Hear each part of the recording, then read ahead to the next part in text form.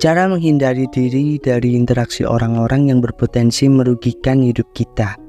Banyak tipe orang yang ada di sekitar kita itu berbeda-beda, dari yang baik sampai yang buruk. Nah, dalam kehidupan sehari-hari penting banget buat kita untuk mengenali ciri-ciri seperti apa sih orang-orang yang mungkin akan merugikan diri kita. Nah, langsung aja, ini adalah 5 tanda untuk menjadikan kita lebih hati-hati dalam kehidupan sehari-hari kalau ketemu dengan orang-orang yang kayak gini gitu. Yang pertama, orang yang berpikir jangka pendek. Orang yang berpikir jangka pendek ini biasanya lebih sering mementingkan dirinya sendiri, terlalu terpaku terhadap keinginan pribadi tanpa memikirkan konsekuensi yang mungkin bisa mereka terima ke depan. Iya, kalau dampaknya baik, kalau enggak. Nah, orang-orang ini bisa jadi mungkin akan menjadi sosok yang merugikan kita kalau kita nggak menyadari dari awal. Karena ya orang-orang ini hanya peduli hal-hal yang sifatnya jangka pendek, kepuasan sementara.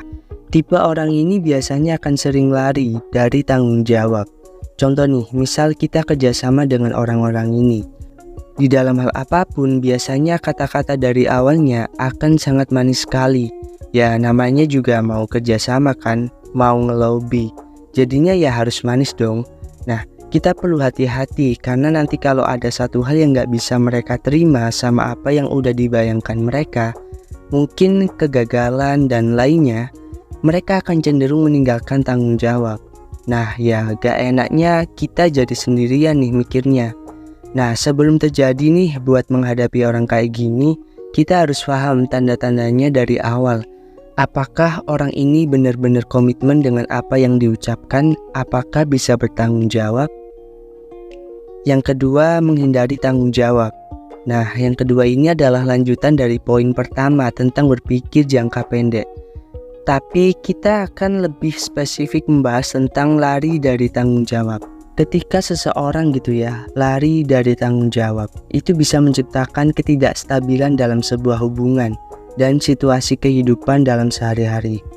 Orang yang menghindari tanggung jawab biasanya lahir karena ketidakpercayaan dirinya mengemban sesuatu yang sudah disepakati. Ya, entah itu kerjaan, tugas, dan lain-lainnya. Mereka merasa nggak mampu buat ngelakuinya, makanya mereka cenderung akan lari dari tanggung jawab. Nah, kenapa sih kita harus menghindari orang-orang kayak gini?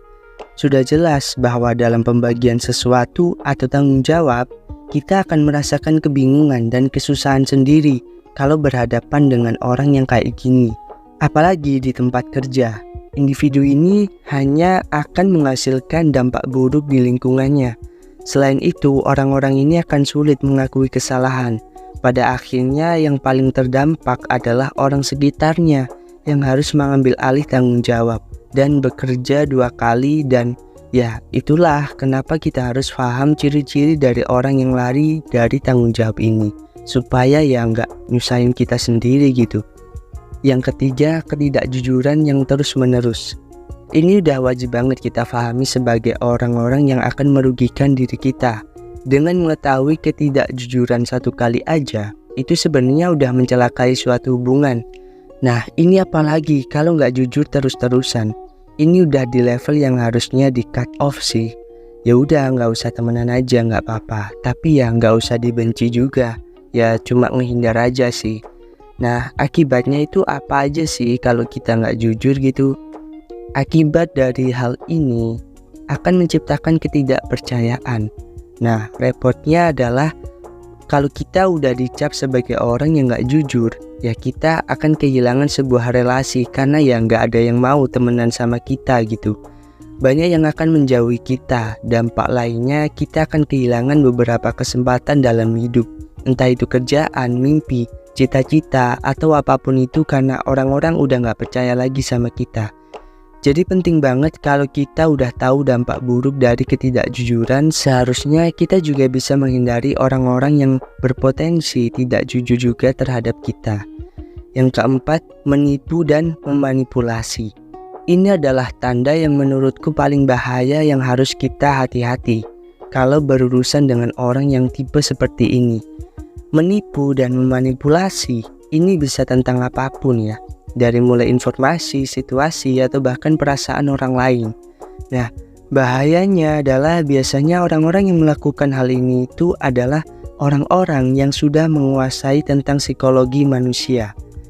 Mereka mengerti cara memainkan suatu pikiran, perasaan, dan emosi yang ada pada manusia, sehingga mudah juga buat mereka membolak-balikkan fakta tentang keadaan, perasaan, juga informasi. Mereka biasanya akan mencari kelemahan dan memanfaatkan seseorang demi mendapatkan apa yang mereka mau. Tindakan memanipulasi itu bukan hanya dilakukan dengan direct atau langsung.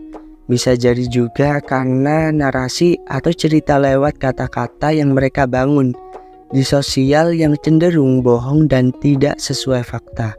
Penting banget buat kita punya nalar yang kritis buat mengantisipasi orang-orang ini. Karena kalau dengan cepat kita mengetahui ciri-ciri ini, bisa dengan cepat pula kita menghindarinya. Yang kelima, pengontrol handal. Pengontrol handal adalah tipe orang yang mengikuti kemauannya sendiri tanpa memikirkan perasaan orang lain. Individu ini biasanya punya kecenderungan buat memiliki kendali penuh terhadap suatu situasi. Mereka biasanya bisa dilihat dari sosoknya yang dipercaya di lingkungannya sebagai yang memutuskan tentang suatu hal. Misalnya nih, kalau anak muda zaman sekarang pasti punya satu temen di tongkrongan yang paling didengar. Misal mau nongkrong di mana, yang lainnya ngikut dan bentuk keputusan-keputusan lainnya. Nah, sayangnya nih, kesempatan ini malah bikin orang ini bertindak semena-mena.